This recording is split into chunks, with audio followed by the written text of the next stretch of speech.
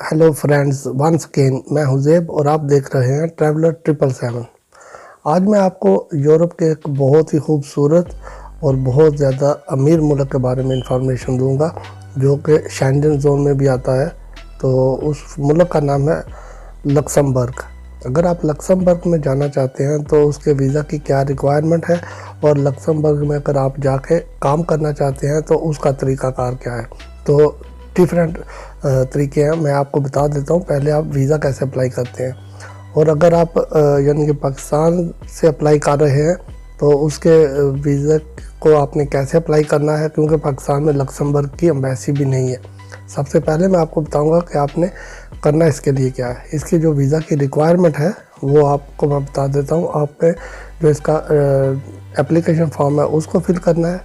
आपका जो पासपोर्ट है उसके ऊपर 2 ब्लैंक पेज होने चाहिए और साथ में उसकी 6 मंथ मिनिमम जो है वैलिडिटी होनी चाहिए।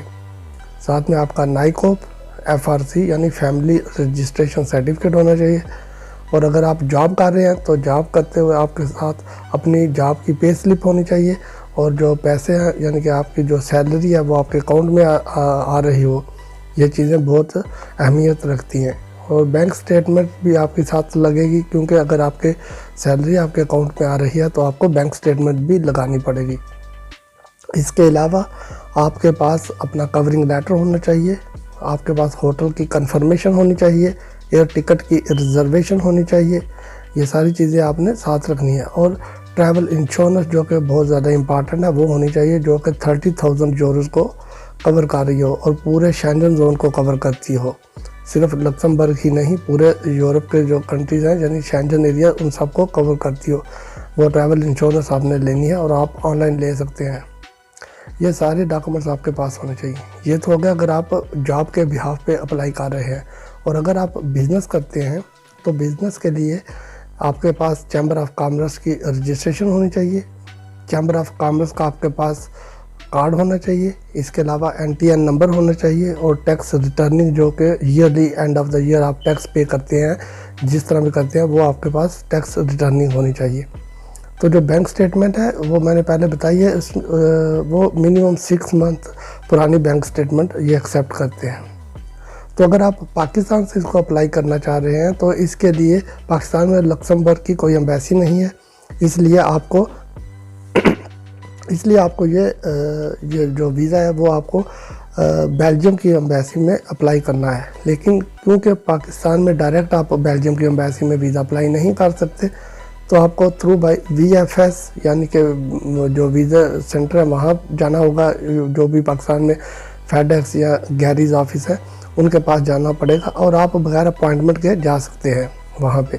ये सारे डॉक्यूमेंट्स आपने साथ लेने हैं और वहाँ जाके आपने दे देने। फिर वो ये सारे डॉक्यूमेंट जो है ना वो बेल्जियम की एम्बेसी को भेजते हैं। लेकिन इसके लिए ये है कि एक्सेप्ट बेल्जियम की एम्बेसी करती है इस वीज़े को, लेकिन जो अथॉरिटीज़ हैं वो लक्समबर्ग अथॉरिटीज़ ही आपके वीज़े का प्रोसेस सारा कंप्लीट करती हैं। और अगर आपका ये सारा प्रोसेस कंप्लीट हो जाता है तो फिर वीज़ा भी इशू हो जाएगा आपको। और साथ में ये है कि लक्समबर्ग की जो आबादी है वो 6 लाख और से थोड़ी सी ज़्यादा है।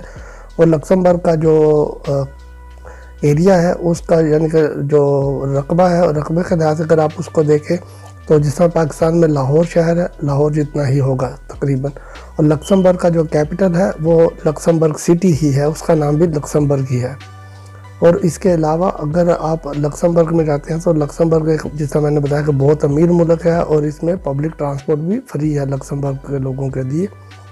बाकी ये है कि अगर आप लक्समबर्ग काम के लिए जाना चाहते हैं तो उसका एक प्रोसेस डिफरेंट है। उसके लिए आप ये है कि काम के लिए आपने जो वीज़ा अप्लाई करना है उसको D कैटेगरी वीज़ा बोलते हैं, और जो विज़िट के लिए वीज़ा होता है वो C कैटेगरी वीज़ा होता है।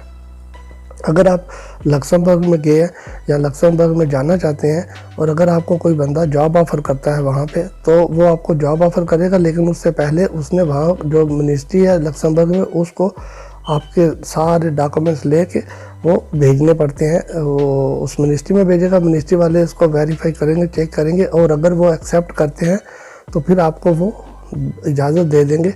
आपको नहीं, मकसद जो आपका ऑनर होगा जो वहाँ पे डॉक्यूमेंट्स आपके सबमिट करेगा कि मुझे ये बंदा चाहिए काम के लिए, फिर वो डॉक्यूमेंट्स आपके पास आएंगे। फिर आपने एक सादे पेपर के ऊपर एक एप्लीकेशन लिखनी है, वो लिख के आपने दोबारा एम्बेसी में सबमिट करनी है।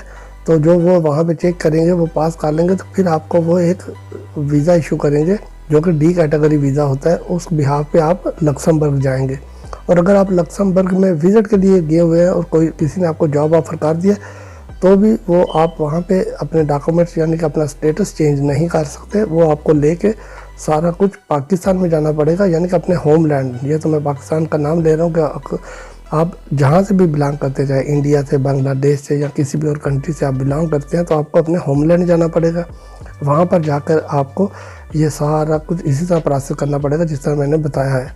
वहाँ से फिर आपको वो डी कैटेगरी वीज़ा इशू होगा, वो लेके आप वापस लक्समबर्ग आएंगे। लक्समबर्ग में जब आप आएंगे तो वहाँ पर आप जाके TRC यानी टेम्परेरी रेजिडेंस, या TRC भी उसको बोलते हैं, TRA भी कुछ बोल देते हैं, लेकिन TRC जो है टेम्परेरी रेजिडेंस कार्ड होता है, वो आप अप्लाई करेंगे। तो फिर आपका ये सारा प्रोसेस कंप्लीट होगा कि आप किस तरह वहाँ पे जाके आप अपना काम का कर सकते हैं। तो लक्समबर्ग जो है, इसका बेसिकली जो बॉर्डर्स हैं लक्समबर्ग के, वो लगते हैं बेल्जियम के साथ, जर्मन के साथ और फ्रांस के साथ। लक्समबर्ग में मोर देन 50% जो पॉपुलेशन है लक्समबर्ग में, वो बाहर से आए हुए लोगों की ही है। और लक्समबर्ग में जो है ये साथ में जिनके बॉर्डर लगते हैं, इन लोगों के, इन कंट्रीज़ के रेजिडेंट जो है वो वहाँ जाके काम कर रहे हैं। बाकी लक्समबर्ग में लैंग्वेज बोली जाती है लक्समबर्गेस, ये उनकी अपनी लैंग्वेज है। इसके अलावा वहाँ पे फ्रेंच भी बोली जाती है, जर्मन भी बोली जाती है और पुर्तगेज़ लैंग्वेज भी बोली जाती है। तो वहाँ पे जो लोग हैं वो इंग्लिश को भी थोड़ा बहुत समझते हैं। तो इसलिए ये सारी चीज़ें आप ध्यान में रखें। अगर आपने वहाँ पे जाना है विज़िट के लिए तो विज़िट का तरीक़ाकार ये है, और अगर आपने वहाँ पे जॉब के लिए जाना है तो जॉब का तरीक़ाकार ये है। और लक्समबर्ग जो है ना बहुत खूबसूरत है और बहुत अमीर मुल्क है। इसमें इस कंट्री में जो सैलरीज़ है वो 1900 कुछ यूरोज़ हैं जो वहाँ की सैलरी है। जो आप वहाँ पे अगर जाते हैं तो इतनी सैलरी मिलती है, यानी 1900 यूरो से थोड़ी सी ऊपर रहती है। आप 1900 यूरो का भी अगर आप देखें तो बहुत ज़्यादा सैलरीज है। अगर आप जिस कंट्री से भी बिलोंग करते हैं, इस सैलरी को अगर आप अपनी होम करेंसी में कन्वर्ट करें तो आप देख रहे हैं कि कितनी ज़्यादा ये अमाउंट बनती है। तो लक्समबर्ग के बारे में मैंने आपको जो डिटेल दी है, मुझे उम्मीद है कि आपको वो अच्छी लगेगी। और आपको अगर किसी बात की समझ नहीं आई तो आप प्लीज़ मुझे कमेंट्स में लिख के पूछ सकते हैं। मैं कोशिश करूंगा आपको मज़ीद डिटेल में समझा दूं।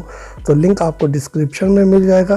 तो आप दोस्तों से रिक्वेस्ट है जिन्होंने अभी तक हमारे चैनल को सब्सक्राइब नहीं किया तो काइंडली इसको सब्सक्राइब कर लें और साथ में बने बेल आइकन को प्रेस करके ऑल नोटिफिकेशन पर क्लिक कर दें।